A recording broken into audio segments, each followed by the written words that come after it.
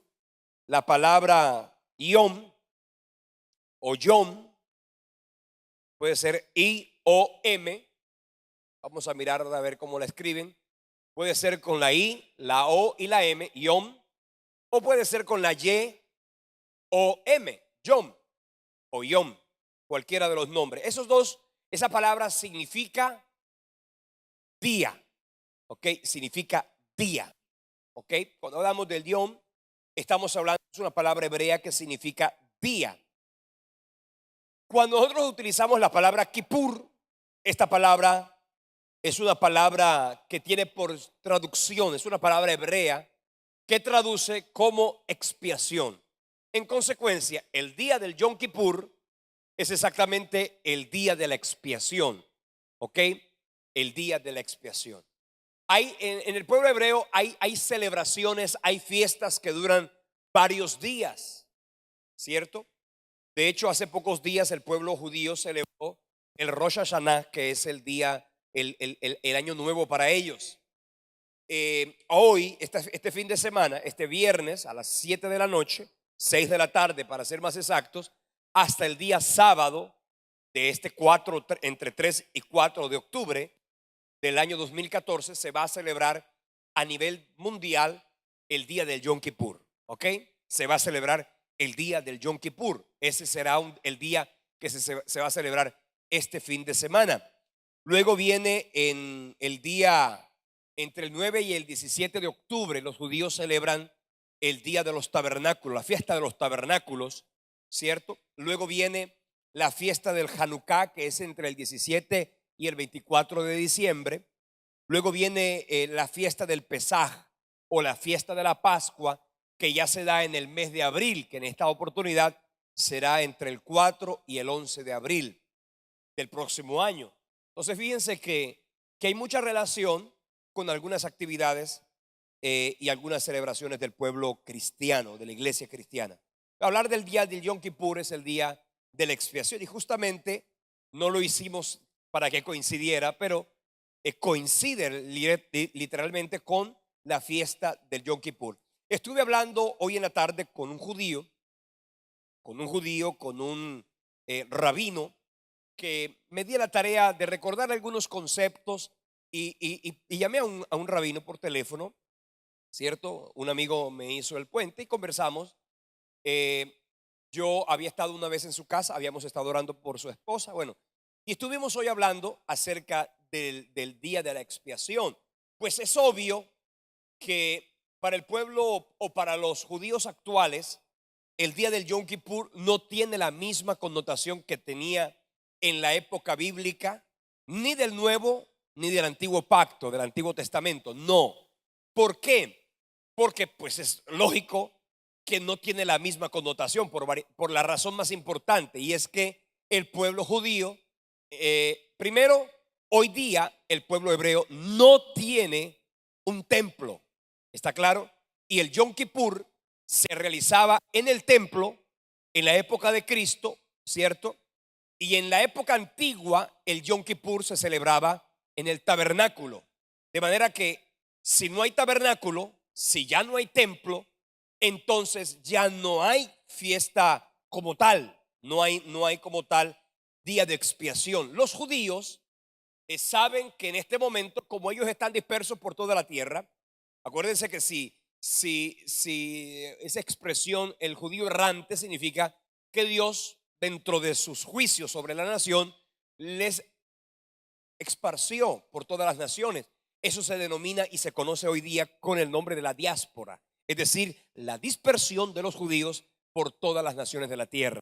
Por eso es que se dice el famoso judío errante. Entonces, un día el Señor, proféticamente hablando, reunirá a todo el pueblo judío, lo reunirá. Eso es lo que más sueñan los judíos.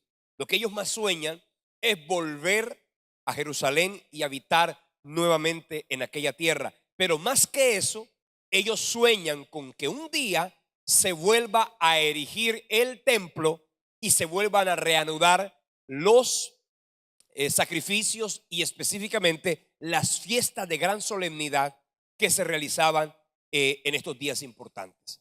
Tengo que aclararle que una cosa es el día del Yom Kippur y otra cosa es el día de la Pascua. Cuando nosotros miramos en la época en que murió Cristo, Jesús murió más o menos en el mes de abril, Es exactamente la época en que los judíos celebran la fiesta de la Pascua, ¿ok? Entonces fíjense que una de las cosas que se debe recordar, y eso lo vamos a mirar la semana entrante cuando vamos a estar hablando de la Pascua, pero sí para que tenga clara la diferencia entre la fiesta del Yom Kippur y la fiesta de la Pascua. Son dos fiestas distintas. Noten ustedes que son dos tiempos del año completamente diferentes. Si leemos en la historia, el día de la expiación se realizaba, específicamente el día 10 del séptimo mes del calendario judío, ¿ok? Y específicamente ese día, el día 10 del calendario judío, del mes 10, estamos hablando en este caso del mes Tisri, que significaría el mes en el que en este momento el pueblo judío se encuentra. Acuérdense que el pueblo judío tiene un calendario. El calendario de la Biblia es un calendario lunar.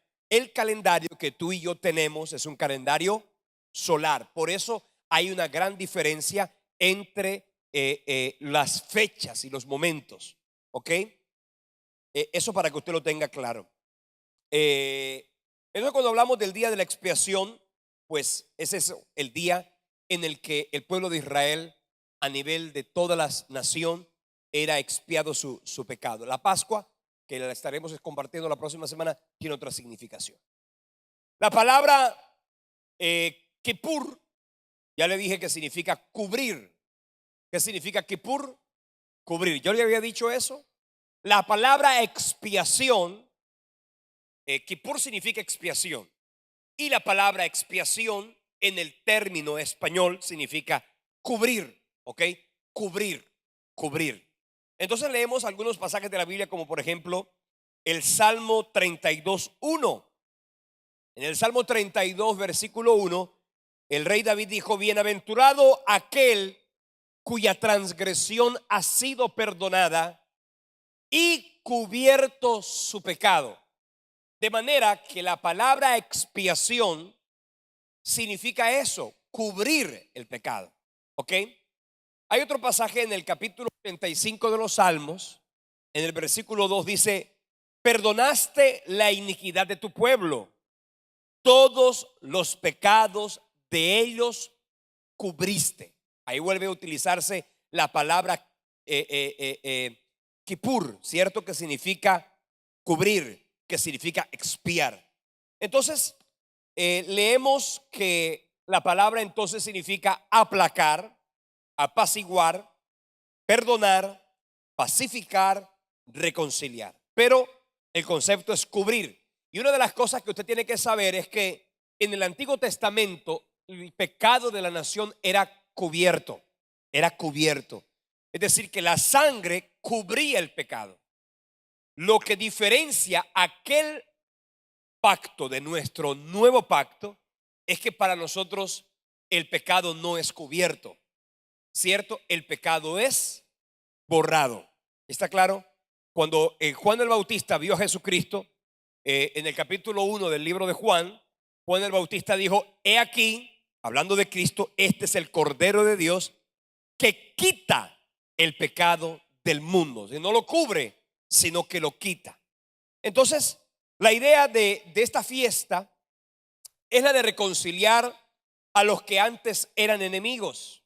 La sangre del sacrificio o paga por las transgresiones, las cuales separaban a dos partes a ser reconciliadas, por supuesto que se obtenía a través de una expiación. Vamos a leer el pasaje de la Biblia en el cual el Señor estableció el día de la expiación como el día del perdón, ¿cierto? El día del perdón. Se encuentra en el libro de Levíticos, capítulo 16. Usted puede leerlo y estudiarlo en su casa con todo el detenimiento que usted sabe leer la Biblia, ¿no? Levítico capítulo 16, versículos del 29 al 34, dice la Biblia: y esto tendréis por estatuto perpetuo. En el mes séptimo, a los 10 días del mes, afligiréis vuestras almas, y ninguna obra haréis, ni el natural ni el extranjero que mora entre vosotros, porque en este día se hará expiación por vosotros, y seréis limpios de todos vuestros pecados delante de Jehová. Día de reposo es para vosotros, y afligiréis vuestras almas. Es estatuto perpetuo. Hará la expiación el sacerdote que fuere ungido y consagrado para ser sacerdote en lugar de su padre. Aquí está diciendo específicamente, y se está refiriendo al sumo sacerdote, no al sacerdote raso, sino al sumo sacerdote. Se vestirá él las vestiduras de lino, las vestiduras sagradas, porque las vestiduras sagradas solamente las podía vestir el sumo sacerdote. Y hará la expiación por el santuario santo y el tabernáculo de reunión. También hará expiación por el altar, por los sacerdotes, por todo el pueblo de la congregación. Y esto tendréis como estatuto perpetuo para hacer expiación una vez al año por todos los pecados de Israel. Y Moisés lo hizo como Jehová lo mandó. Entonces, estamos diciendo que esta fiesta, la fiesta del Yom Kippur, el día de la expiación, se realizaba una vez al año. Ya dijimos que es, en este caso, el próximo viernes, entre viernes y sábado. Hablando con el rabino, con quien hoy hablé, él me decía que esa fiesta hoy para ellos pues no tiene la misma connotación para que el pueblo de Israel la tenía en su entonces. ¿Por qué? Porque ya le dije que no había templo. ¿Qué hacen ellos hoy? Pues bien, ellos hoy lo que hacen es que a las 6 de la tarde comen su cena, una cena normal. La cena, porque acuérdense que partiendo del hecho del calendario lunar, los días para el pueblo hebreo no comienzan a las 12 de la noche como es nuestro día, sino que comienzan a las 6 de la tarde del día anterior. Así que para los judíos en este momento ya no es miércoles, para ellos ya hoy es, ya en este momento es jueves, porque para ellos siempre comienza al caer la tarde del día. Ahí es cuando comienza el nuevo día. Entonces el pueblo, los judíos, a las 6 de la tarde, cuando está comenzando el día, está comenzando el Shabbat, ellos cenan, ¿cierto? Cenan, y cuando terminan de cenar, ellos a las 7 de la noche deben estar reunidos en las distintas sinagogas que encuentran en cada una de las ciudades donde ellos viven.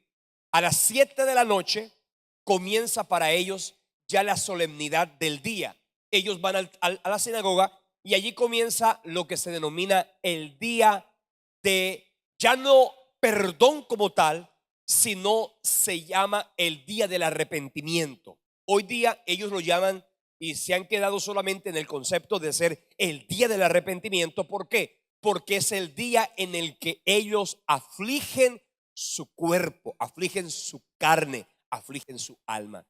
No pueden comer absolutamente nada. Es un día de absoluto ayuno. Y cuando digo absoluto ayuno me refiero a que no pueden comer absolutamente nada. No pueden beber absolutamente nada. No pueden tener relaciones íntimas. No pueden vestir calzado de cuero en sus pies. No pueden hacer ninguna actividad. Ellos desde las 7 de la noche y hasta las 9 de la noche, ellos se van a la sinagoga, comienzan una serie de ritos. Para los judíos, aunque son muy lindas las celebraciones, para ellos se convirtieron prácticamente en oraciones rutinarias, ¿cierto? Y eso forma parte de los rezos. Para eso ellos inclusive llaman a eso que el día de las celebraciones son días de rezo. Ellos rezan, ¿cierto? ¿Por qué? Porque ellos leen la Torá y tienen un libro específicamente para rezos, que son en particular rezos que son pues que ellos los utilizan. Por eso nosotros los cristianos no tenemos el Espíritu Santo. Para nosotros es muy claro que no, y bajo ninguna circunstancia usted puede de ninguna manera, escúcheme bien, que esta es la oración de fulano de tal, que le sirve para que la repita. Hermano, eso de todo punto de vista no tiene ningún tipo de asidero para nosotros que somos la iglesia. Usted no puede, óigame bien, usted no puede coger libros y decir, es que estos son los libros de las oraciones del pastor Benijín, del pastor fulano de tal, del pastor Guillermo Maldonado, del pastor Fran Smith, del pastor Elio Galvi. No, de ninguno. De ninguna manera. Usted no necesita repetir la oración de absolutamente nadie. La palabra de Dios dice que quien nos ayuda en la forma correcta de orar es el Espíritu Santo. La Biblia dice, denle un fuerte aplauso al Señor por eso.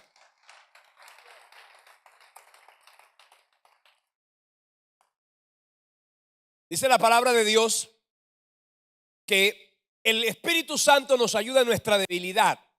¿Qué hemos de pedir como conviene? No lo sabemos, pero el Espíritu Santo intercede por nosotros con gemidos indecibles.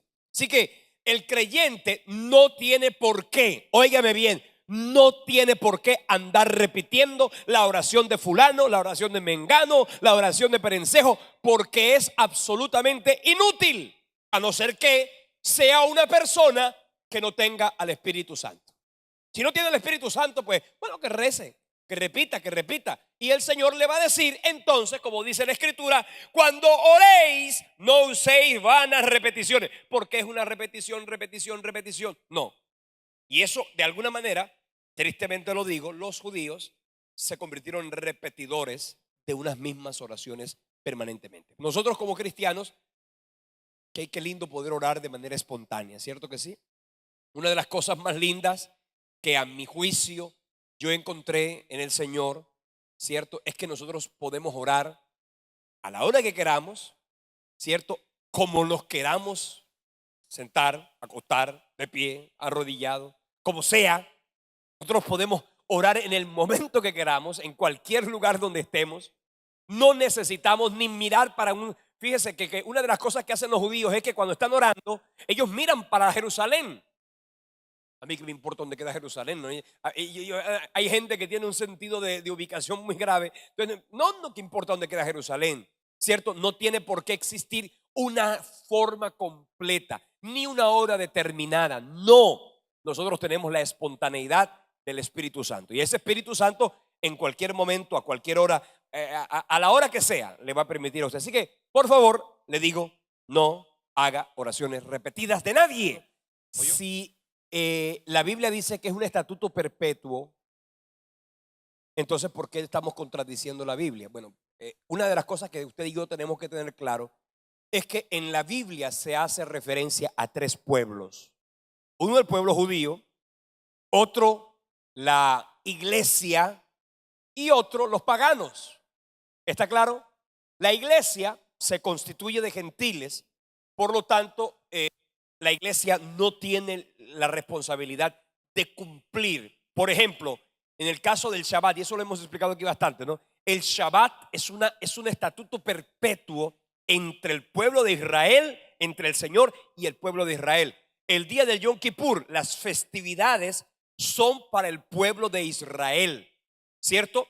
Porque nosotros, es bien claro, cuando nace la iglesia en el Nuevo Testamento, encontramos que en el primer concilio que se realizó, que es el concilio de Jerusalén, en el capítulo 15 del libro de los Hechos, ahí encontramos que los apóstoles, guiados por el Espíritu Santo, convinieron en que evidentemente hay cosas que nosotros, que somos la iglesia, que somos los gentiles, no estamos obligados a cumplir porque no somos judíos, porque no practicamos el judaísmo.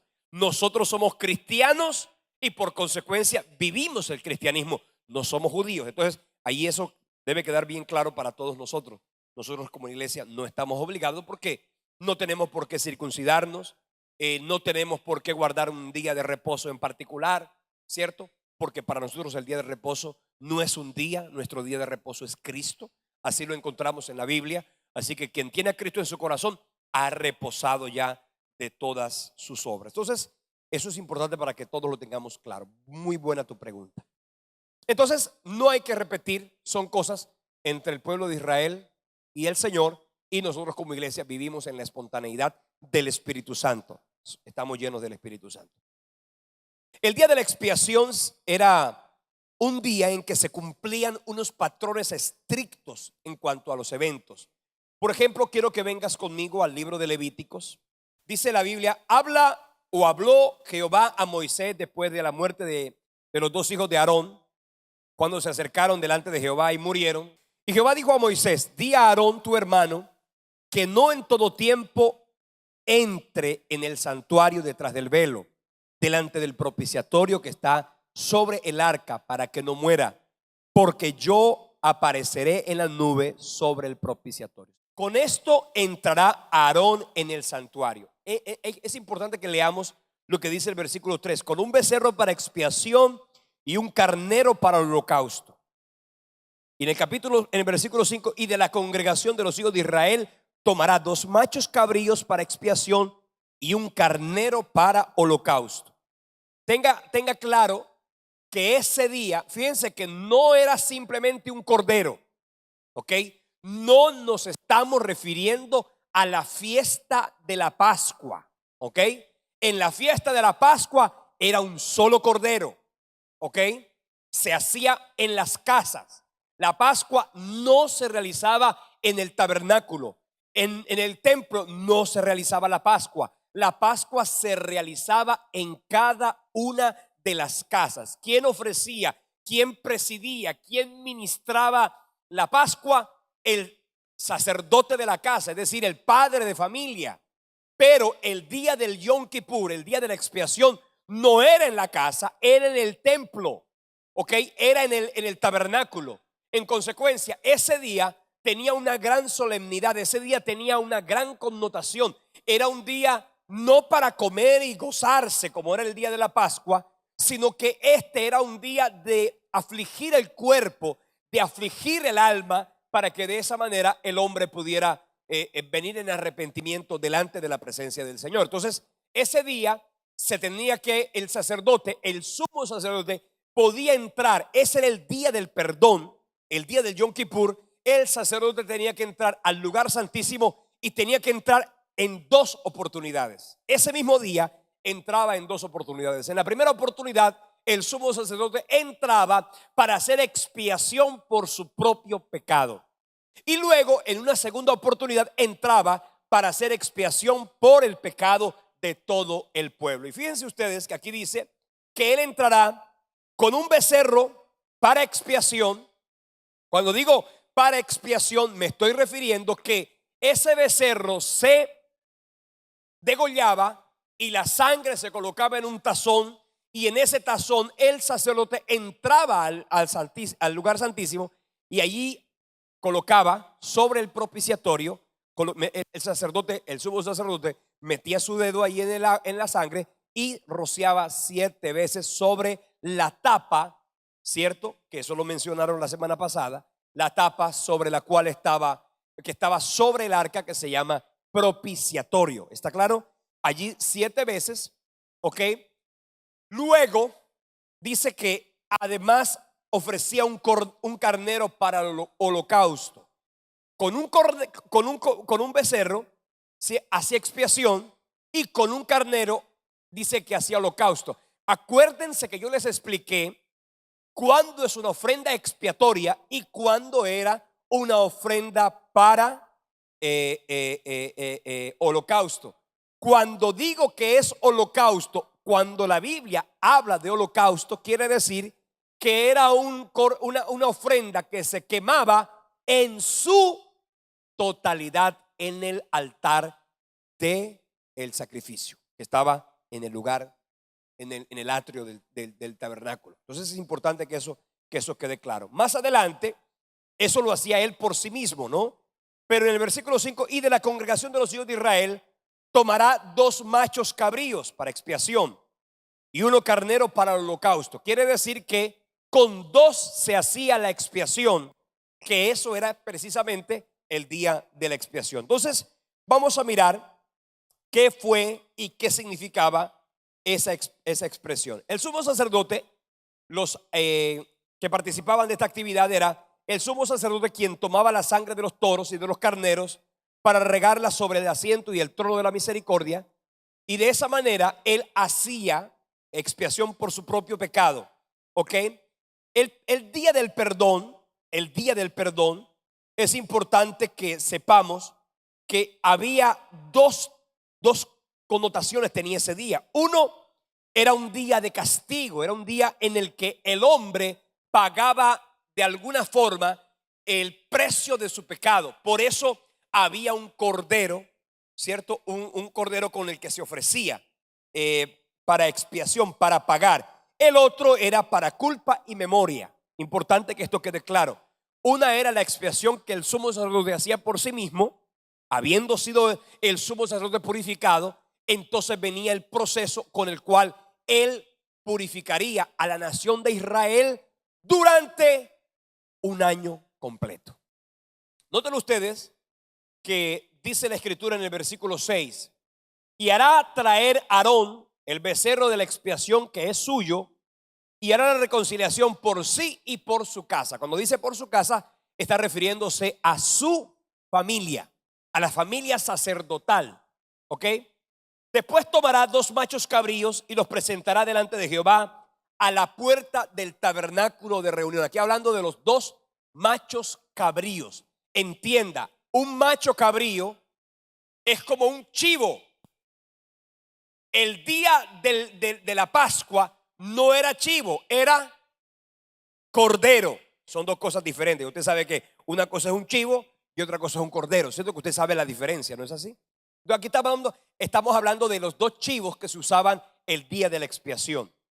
Dice: después tomará los 2 machos cabríos y los presentará delante de Jehová a la puerta del tabernáculo de reunión, y echará suertes Aarón sobre los 2 machos cabríos, una suerte por Jehová y la otra suerte por Azazel, es decir, Tim Marín de López. Así más o menos decía cuál iba, porque uno moría y el otro no moría, los 2 machos cabríos. O sea, ya el sacerdote había ofrecido su expiación, ya el sacerdote se había purificado, ya el sacerdote había ofrecido expiación por su propio pecado. ¿Ok? Ahora venía la expiación por la nación. Entonces, ¿qué hacía él? Tomaba a la puerta del tabernáculo, cogía los 2 machos cabríos y él echaba suertes. ¿Ok? Y allí escogía uno que era degollado, ¿cierto? Y su sangre iba a entrar al lugar santísimo. El otro no era degollado. El otro, el sacerdote, en un acto de imputación, en un acto sustitutorio, ¿cierto? Imponía sus manos sobre ese macho cabrío, y de ahí fue donde salió la frase el chivo expiatorio. Esa expresión chivo expiatorio se tomó de las escrituras. El sacerdote, el sumo sacerdote, cogía y colocaba sobre el chivo expiatorio, sobre ese macho cabrío, colocaba las faltas de la nación. Porque ese día, óigame bien, el día del perdón tenía 2 significaciones. Uno era de castigo, de pena por su pecado, y el otro era por la culpa de la nación. Entonces, el chivo que iba a entrar al lugar santísimo, la sangre de ese chivo era por el pecado, por el pago de su pecado. Pero el chivo al que se le imponían las faltas y los pecados, era más o menos como que el sacerdote decía: sobre este chivo yo coloco todos los pecados, no de fulano, de sutano y de mengano, sino de toda la nación, cometidos durante todo este año. Sobre ese chivo, entonces el sacerdote colocaba todas las cargas. Sobre ese chivo, el sacerdote colocaba toda la culpa. Entonces, ¿qué hacía? Que ese chivo lo cogían y lo echaban al desierto. Una persona en particular lo tenía que sacar del tabernáculo, lo tenía que sacar del campamento y lo tenía que hacer que se perdiera en el desierto. Era una manera a través de la cual la nación decía: tus pecados se han alejado de ti. Es decir, se ha borrado de tu mente el pecado por el castigo de tus pecados. El otro chivo sí era sacrificado. El otro chivo sí se tenía que ofrecer directamente. La Biblia dice que la paga del pecado es muerte. Eso es importante que usted lo sepa. Romanos capítulo 6 versículo 23 así lo dice. El Señor dijo en su palabra que el día que el hombre pecare, por causa del pecado, el hombre tenía que morir. Eso lo dice la Biblia en el libro de Génesis capítulo 2 versículo 17. La Biblia dice también en el libro de Ezequiel capítulo 18 versículo 20. La Biblia dice que el alma que pecare, esa morirá.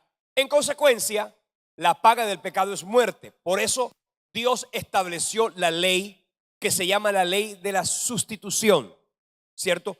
Como el sustituto.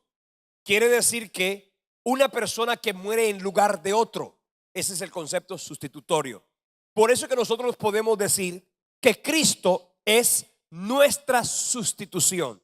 Él nos sustituyó, Él nos representó.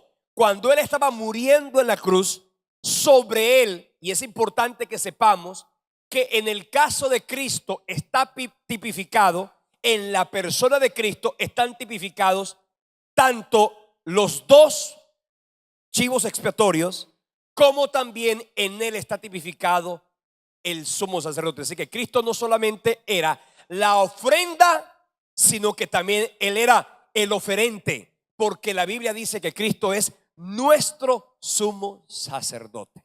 Amén.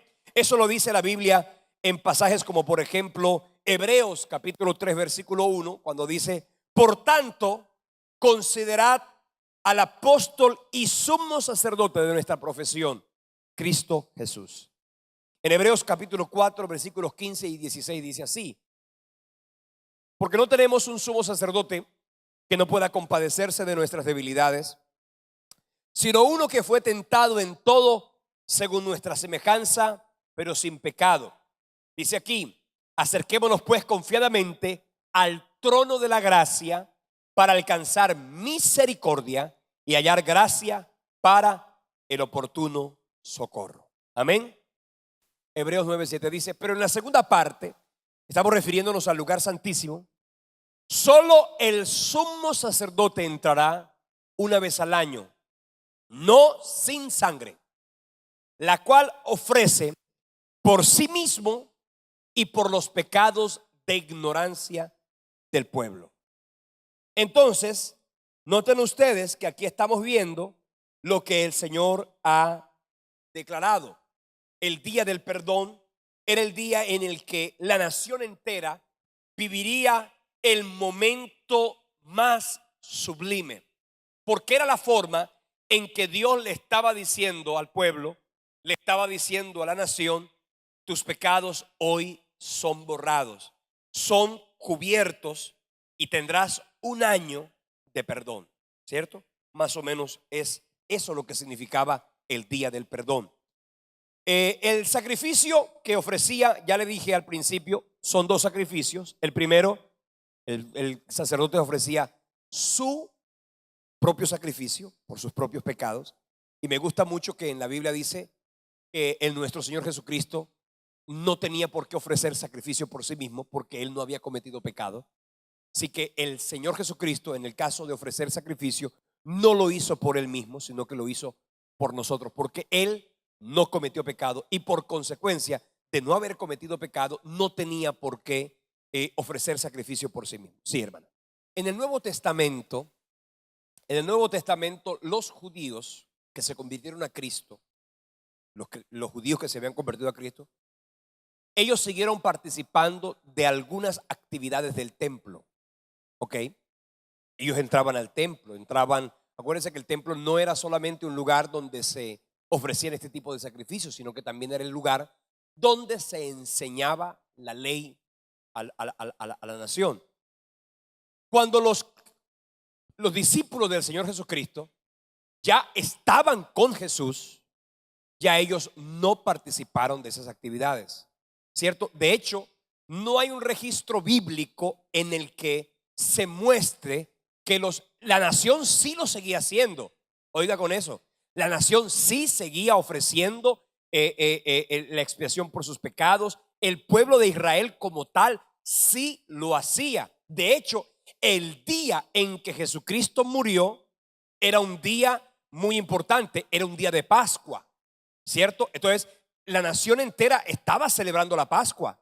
Cristo, cuando estaba el día antes de ser entregado a morir por nosotros, Él celebró la Pascua. Así que Cristo celebró la Pascua. Pero esta celebración, pues obviamente ya para el pueblo, para los cristianos, los judíos que se habían convertido a Cristo, ya esa actividad careció de todo punto de vista, aunque ellos es que ellos no celebraban esa fiesta. Acuérdense que era algo que hacía el sacerdote, era algo que hacía el sumo sacerdote y lo hacía en el templo. Ellos no participaban de eso.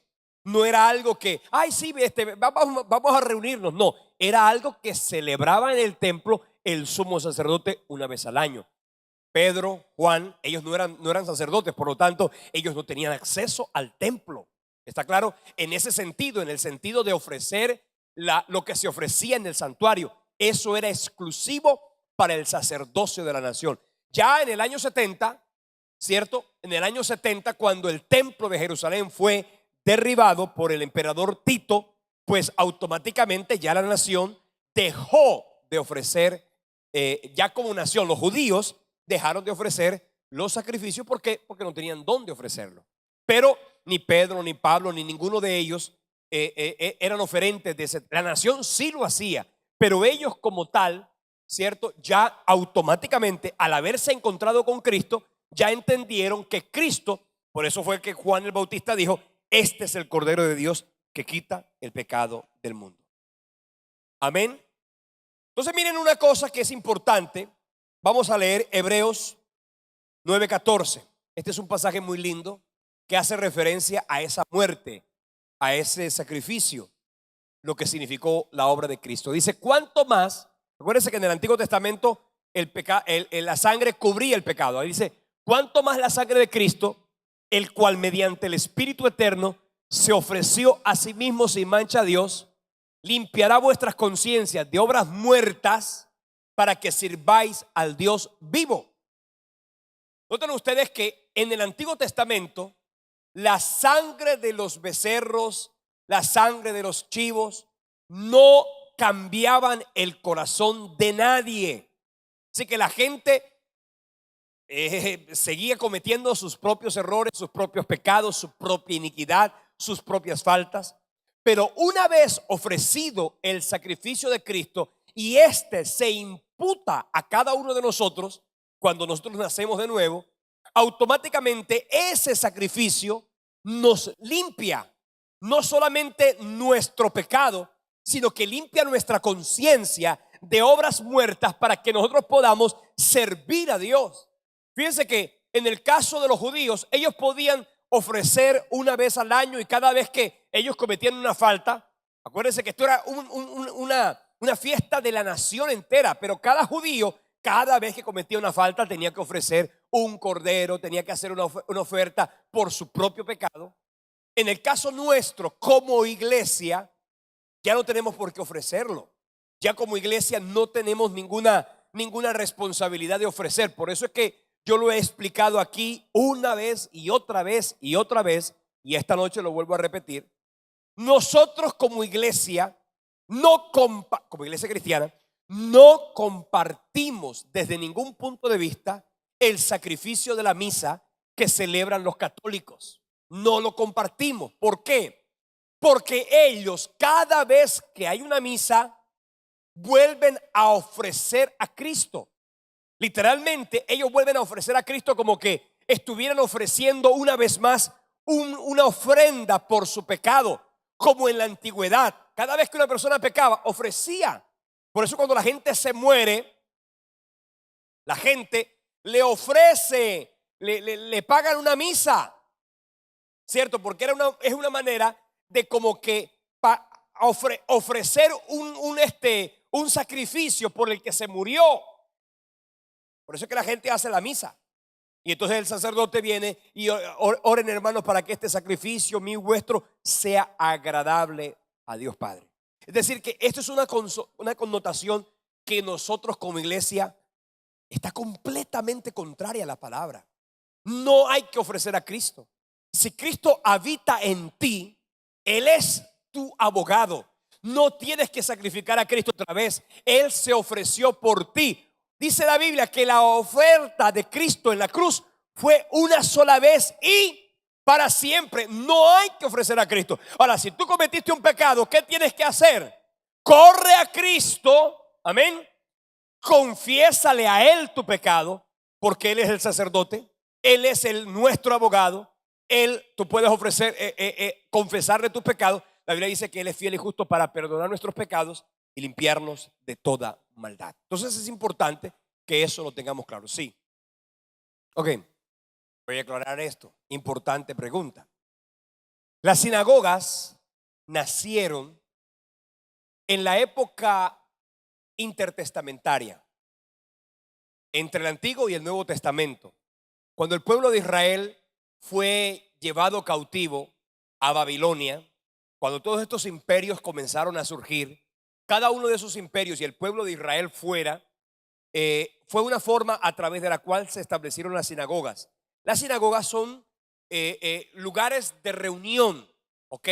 Donde el propósito principal es, en aquel entonces era, hoy todavía es, reunirse a celebrar algunas de las fiestas que se pueden celebrar. Por ejemplo, la fiesta de las enramadas, la fiesta de el Yom Kippur, que lo celebran como día de expiación. Así que ellos, porque no se podían trasladar, porque estaban en el destierro, entonces en las sinagogas siempre existía. En la época de los judíos había en Jerusalén un templo, pero en las regiones aledañas habían sinagogas. En toda Europa habían sinagogas. En África, en cada uno de los lugares donde habían judíos, habían sinagogas. Entonces, ¿qué hacían los discípulos? Entraban a esos lugares porque eran lugares donde se enseñaba la palabra, porque eran lugares donde se instruía acerca de las escrituras. Y en este caso, ellos llegaban allí a predicar. Acuérdense que no eran unos cristianos que se estaban metiendo en una sinagoga, como en el caso nuestro. Si yo me voy a meter a la sinagoga, mira que por favor, que Cristo es el Mesías, yo estoy irrumpiendo en un terreno que a mí no me corresponde, ¿no es así? Y seguramente me van a decir, ¿sabe qué? Usted no es una persona grata en este lugar, hágame el favor, váyase de aquí. Pero en el caso de Pedro, en el caso de Pablo, ellos eran judíos. O sea, que ellos tenían acceso a esas sinagogas, ellos podían estar allí. Y cuando estaban hablando de tantas y tantas cosas, momentico, es que Jesucristo, y comenzaban a predicar. Y precisamente por eso es que a ellos los señalaron, porque ellos tenían lugar y derecho para entrar en las sinagogas. ¿Ok? Tenían lugar. Pero estamos hablando de sinagogas y estábamos hablando del día del Yom Kippur. Los hermanos con las preguntas desvían la enseñanza. Bien, estamos diciendo cuál es el significado y el propósito del día del perdón. Entonces, les decía que el día del perdón, ya por la nación, el primer cordero muere por los pecados. Esto es importante que usted lo sepa. Jesús tuvo que morir por nuestros pecados a fin de que su sangre fuera presentada ante su Padre, ante el trono celestial. Así que el primer cordero tenía que morir para proveer la sangre que sería llevada al lugar santísimo y rociada sobre el trono de misericordia, o también llamado propiciatorio, y no podría ser usada para el segundo propósito, que es en este caso el cordero que el macho cabrío que cargaba el pecado. El segundo ilustra que además Jesús tuvo que llevar o cargar con todos nuestros pecados lejos, los cuales no deberíamos recordar nunca más.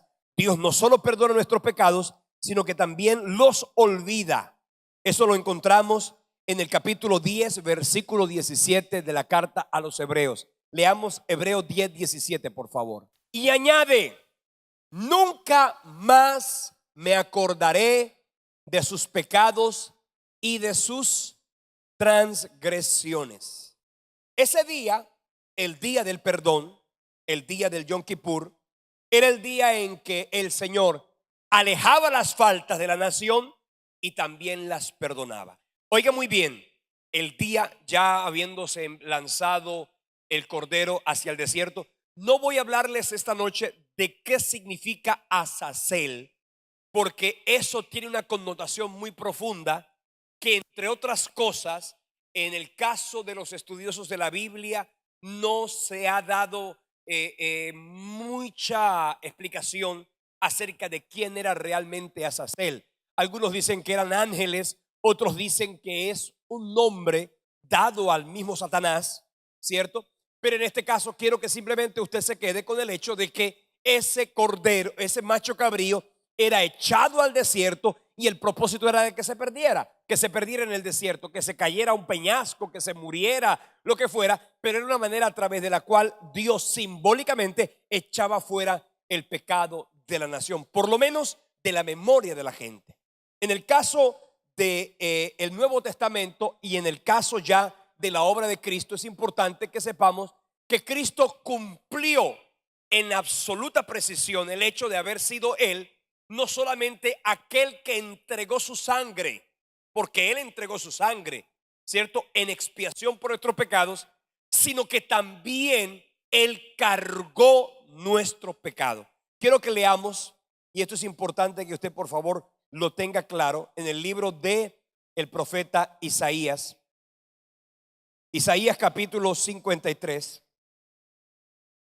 Isaías capítulo 53, en el versículo 4, dice la palabra de Dios: ciertamente llevó Él nuestras enfermedades, sufrió nuestros dolores, lo tuvimos por azotado, por herido de Dios y abatido. El herido fue por nuestras rebeliones, molido por nuestros pecados. El castigo de nuestra paz fue sobre Él, y por su llaga fuimos nosotros curados. Dice: todos nosotros nos descarriamos como ovejas, cada cual se apartó por su camino, mas Jehová cargó en Él el pecado de todos nosotros. Importante, Dios cargó en Él lo que hacía el sacerdote en el caso del macho cabrío que lanzaban al desierto. En el caso, el mismo Dios Padre cargó en la persona de Cristo todos nuestros pecados. O sea, cuando usted está leyendo en la Biblia, por ejemplo, frases como por ejemplo esta, la de Jesús: Padre, ¿por qué me has abandonado? La Biblia dice que todo aquel que fuera colgado en un madero sería maldito. ¿Por qué Jesucristo estaba diciendo por qué me has abandonado? Él estaba diciendo eso porque indudablemente Dios el Padre le dio la espalda. Es decir, que Jesucristo en la cruz literalmente estaba muriendo tanto físicamente, porque su cuerpo iba a ser completamente debilitado hasta la muerte, pero también Él iba a morir espiritualmente.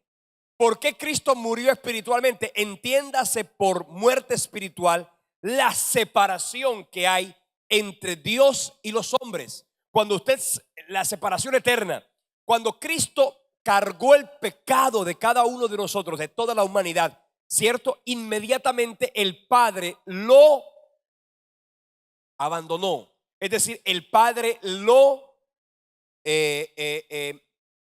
tuvo que olvidar. Y literalmente esa expresión fue: ¿por qué me has olvidado? ¿Por qué me has abandonado? En ese momento, el mismo Jesús que decía una y otra vez: el Padre y yo uno somos. El que me ha visto a mí ha visto al Padre. Nadie viene al Padre sino por mí. En ese momento Jesucristo estaba diciendo: ¿por qué me has desamparado? ¿Por qué? Porque el Padre, como Cristo estaba cargando el pecado de los hombres, automáticamente el Padre tenía que darle la espalda. Eso se llama muerte espiritual. Pero es importante que sepamos que Cristo no solamente murió, Él también resucitó. Y por causa de esa resurrección, la Biblia dice que fue consumada toda la obra de la redención. Y por eso Él lanzó en la misma cruz del Calvario la expresión que significa consumado es, que significa la deuda ha sido pagada. Entonces Cristo cumplió perfectamente en el sentido triple la connotación. ¿Por qué? porque Él se convirtió en nuestro gran sumo sacerdote, porque Él derramaría su sangre por la paga de nuestros pecados y porque Él llevaría nuestro pecado para que éste nunca más pudiera ser recordado. En ese sentido, el día de la expiación, el día del perdón, ese día automáticamente, cuando Cristo muere, está claro, cuando Cristo muere, el velo del templo se rasgó en dos. Vamos a leer Marcos capítulo 15, versículos 37 y 38. De eso mencionamos bastante la semana pasada y antepasada, pero quiero recordarlo. Marcos capítulo 15, versículos 37 y 38 dice así: mas Jesús, dando una gran voz, expiró. Versículo 38 dice: entonces el velo del templo se rasgó en dos, de arriba abajo. Esa expresión significa que el velo, que ya yo le expliqué qué significaba, ya yo le expliqué qué grosor tenía, ya yo le expliqué qué características tenía, ese velo se rasgó de arriba abajo, diciendo de esta manera que Dios rompió la barrera de enemistad, la barrera de separación que nos separaba de Dios. Inmediatamente con la muerte de Cristo fue derribada y por consecuencia nuestro pecado fue perdonado completamente. ¿Cuánto dan gloria a Dios por eso? Por eso, dale un fuerte aplauso.